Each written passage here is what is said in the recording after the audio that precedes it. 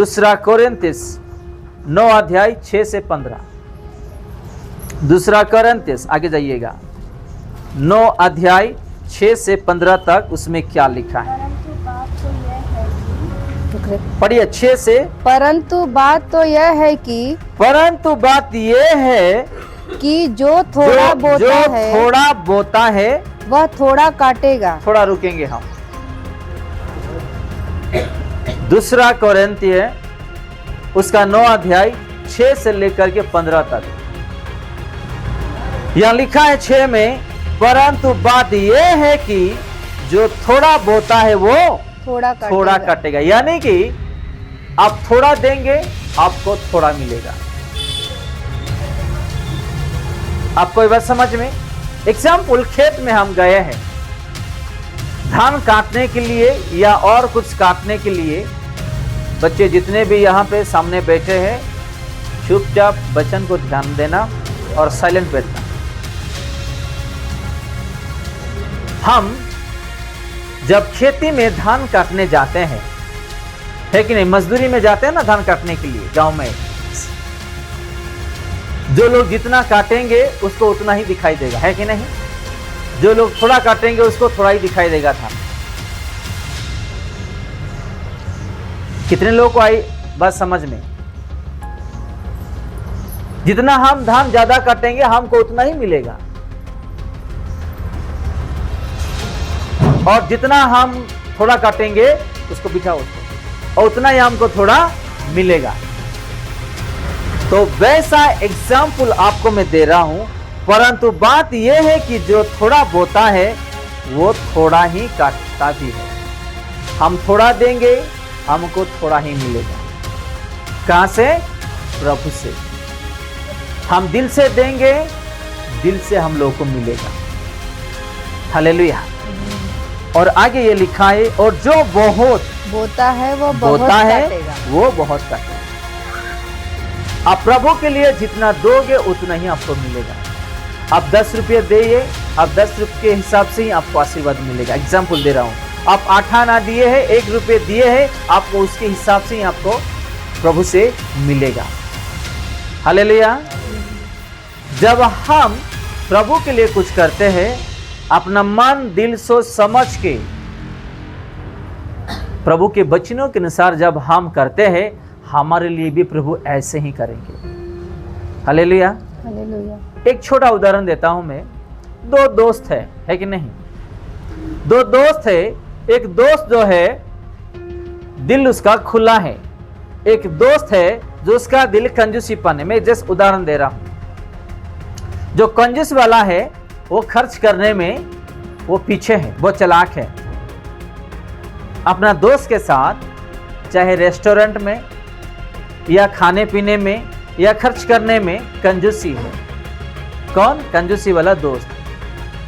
जो दूसरा दोस्त है, अपना हृदय जो साफ है, जो मेरे दोस्त के लिए वो कुछ सोचता भी नहीं, जो खर्च करता है, वो जब खर्च करते रहता है, जब उसको पता चलता है कि मैं आज दिल से खर्च कर रहा हूं मेरे दोस्त के लिए, और मेरा दोस्त कभी भी ऐसे ही कंजूसीपन करता है, जब दूसरे दोस्त को पता चलता है, वो क्या करने वाला? वो भी खर्च करने वाला, देना वो भी धीरे धीरे बंद कर देता है। आपको ये बात समझ में? क्योंकि वो जो दोस्त था वो कंजूसीपन था।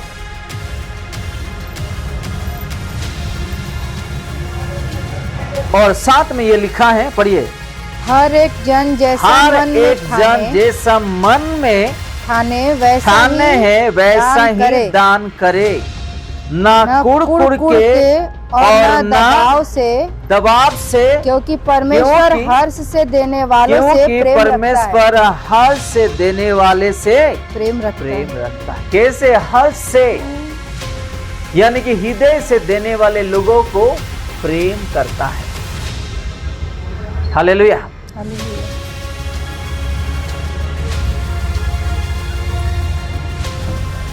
तो हम जो भी आज दे रहे हैं, प्रभु की वचनों की ओर से ही होना चाहिए, अपना खुद का बुद्धि ज्ञान से नहीं होना चाहिए। बहुत लोग ये सोचते हैं कि हम दान दे रहे हैं, बहुत लोग ये सोचते हैं कि प्रभु का दास दान के लिए, दशमांश के लिए बताते हैं, उसके फायदा के लिए है। प्रभु का दासों को भी दान और दशमांश देना पड़ता है। हालेलुया। प्रभु का दास सिर्फ वचन बोलने से ही नहीं, उसको भी देना पड़ेगा। प्रभु का वचनों के अनुसार हर वचन प्रभु का दासों को भी पालन करना पड़ता है। हालेलुया। आपको ये बात समझ में? केवल विश्वास ही है करके लिखा है यहां पे, ऐसा लिखा है, विश्वासी को ही दान देना पड़ेगा, ऐसा कुछ लिखा है। हर एक, चाहे भविष्यद्वक्ता हो, चाहे प्रभु का दास हो, चाहे विश्वासी हो, प्रभु का राज्य के लिए, प्रभु का सेवकाई के लिए क्या करना पड़ेगा? देना पड़ेगा उसके वचनों के अनुसार। हालेलुया। हालेलुया। फिर से हम साथ पढ़ते, हर एक जन, यहां लिखा है, जैसा मन में ठाने हैं वैसे ही दान करे, ना कुड़ के और ना दबाव से, क्योंकि परमेश्वर हर से देने वाले से प्रेम रखता है। हर से। मैंने एक गवाही आप लोगों को सुनाया था, आप लोगों को चाहे याद है कि नहीं। एक माँ जी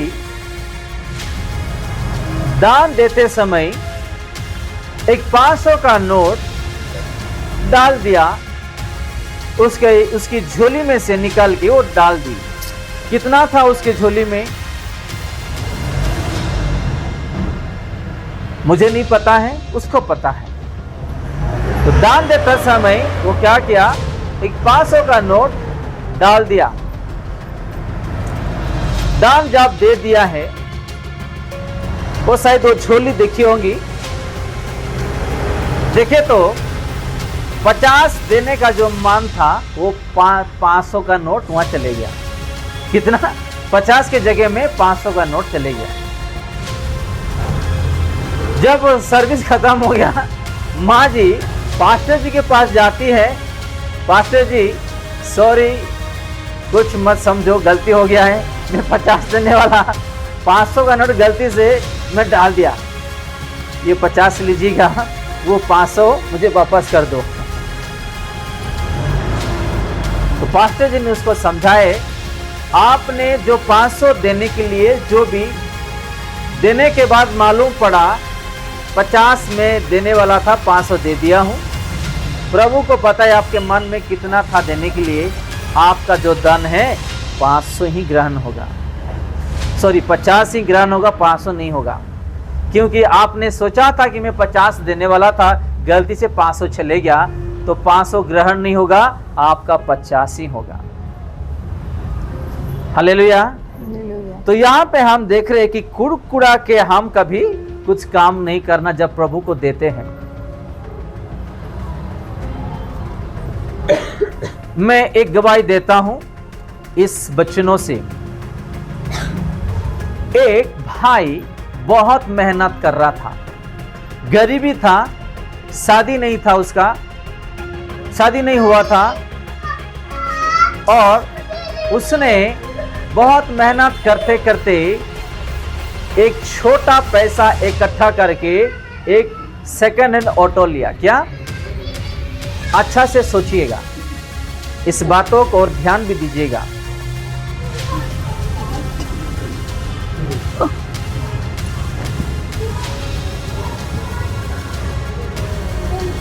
उस भाई गरीबी था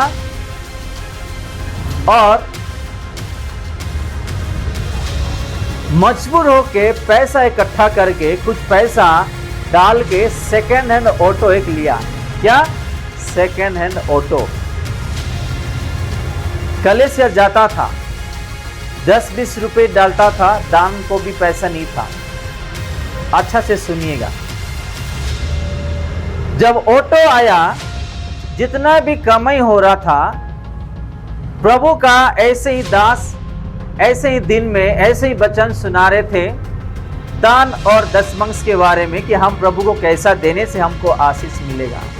बहुत लोग ये सोचते हैं, दासों लोगों को टेक्निक है कि कैसा विश्वासियों के द्वारा पैसा हासिल करना, ये उन लोग जानते हैं। कौन बोलते हैं? विश्वासी लोग। किसके इल्जाम लगाते हैं? किसके? दास के ऊपर। ऐसा भी होता है विश्वासी लोगों का जीवन में और कलीसिया में भी होता है। जिसका हृदय वचनों में भरा नहीं हुआ है, वो शैतान जैसा वो सोचता है। उस भाई ने जब दान देना शुरू किया, हम 1000 रुपए को कितना दान दे? 10 मंथ देना है, 100 रुपए देना है। 900 रुपए बड़ा है या 100 रुपए बड़ा है? बताइएगा। 900 रुपए बड़ा है। 1000 को हम 100 रुपए प्रभु का भवन में 10 मंथ देना। अगर 2000 हो गया तो कितना देना है? 200 देना है। 1800 बड़ा है या 200 बड़ा है? बताइएगा। 1800 बड़ा है। 5000 मिला तो कितना देना है? 500 देना है। 4500 बड़ा है या 500 बड़ा है? बताइएगा। 4500 बड़ा है। तो जब 10 मंथ देने लगा, कुछ महीनों के बाद एक नया ऑटो उन्होंने लेकर के आया। हालेलुया। हालेलुया। क्या लेकर के आया? नया ऑटो लेकर। पहले क्या ऑटो लेकर आया था? वो सेकंड हैंड वाला था। पुरानी जो अच्छा नहीं चल रहा था, वो बेच के पैसा डाल के एक नया लेकर के आया। उसमें आमदनी बढ़ा, इनकम बढ़ा। जैसे जैसे बढ़ता जा रहा है, ऐसे 10 मंथ देते गया और एक ऑटो लिया। ऐसा होते होते होते होते पूरे 10 नया ऑटो खरीदने के लिए प्रभु उसको समर्थ दिया। हालेलुया। इसी शहर की बात कर रहा हूं मैं। उस भाई को पुराना ऑटो से एक गरीबी भाई को 10 मंथ जब देना चालू किया, उसको 1 से लेकर के 10 तक पहुंचा दिया प्रभु यीशु मसीह। उस 10 ऑटो में जितना भी इनकम हो रहा था, वो देते जा रहा था। रकम बड़ा है, वो जैसे जैसे देने गया, ऐसे ऐसे उसको आशीर्वाद मिल रहा था। तो शैतान उसका मन और सोच में एक विचार डाल दिया, आपको इतना इनकम आ रहा और उतना ही पैसे आप दे रहे हैं प्रभु को, वो बचा के रखो और ज्यादा ऑटो खरीदने के लिए आपको मिलेगा। शैतान उसका मन में ऐसा एक सोच विचार डाल दिया, आप उतना दे रहे हो, वो बचा के रखो, आधा ही दो, कम ही दो, ताकि और ज्यादा ऑटो आप खरीद सके और ज्यादा आपको इनकम आ जाएगा। जब वो वचन पढ़ रहे थे तो प्रभु उससे बात किया वचनों के द्वारा और उन्होंने माफी मांगी। नहीं प्रभु, मुझे गलती हो गया है, आज के बाद ऐसा सोच मैं कभी मेरे जीवन में नहीं करूंगा। आपने ही तो छोटा जो पुराना ऑटो से मुझे यहाँ तक पहुँचाए हैं, आपके नाम पर जो मैंने देता था उसी बदौलत मुझे बहुत ऑटो खरीदने के लिए आपने शक्ति दिया, सामर्थ्य दिया, आशीष दिया। मैं आज के बाद ऐसा कभी जिंदगी में सोचूंगा नहीं। आप यकीन नहीं करोगे, इसी शहर में ही है वो भाई, आज कार और ऑटो लोगों को भाड़ा देने वाला एक मालिक बन गया। हालेलुया। हालेलुया। क्या बन गया? मालिक। एक मालिक कार खरीदे, ऑटो खरीदे और वो आज भाड़े पे देता है। वो एक नया बंगला भी खरीदा है, अपने परिवार के शादी हो गया है, परिवार के साथ वो अच्छा से जीता है। वो